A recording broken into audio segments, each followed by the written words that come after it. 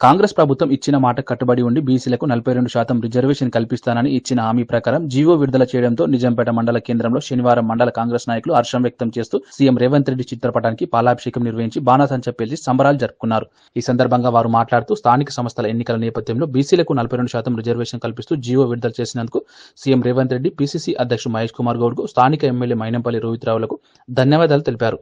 రానున్న స్థానిక ఎన్నికల్లో కాంగ్రెస్ పార్టీ గెలుపు కోసం కృషి చేస్తామని తెలిపారు. ఇవ్వడం జరిగింది. అలాగే కామారెడ్డి డిక్లరేషన్లో 42% ఇస్తామని, 42% బీసీలకు కేటాయిస్తామని చెప్పడం జరిగింది. ఆ చెప్పిన ప్రకారమే 42% కూడా ఈరోజు ప్రభుత్వం ఇవ్వడం జరిగింది. దీన్ని ఈరోజు తెలంగాణ వ్యాప్తంగా ఉన్న కలెక్టరేట్లలోని జిల్లా కలెక్టరేట్లకు ఆదేశాలు ఇవ్వడం కూడా జరిగింది.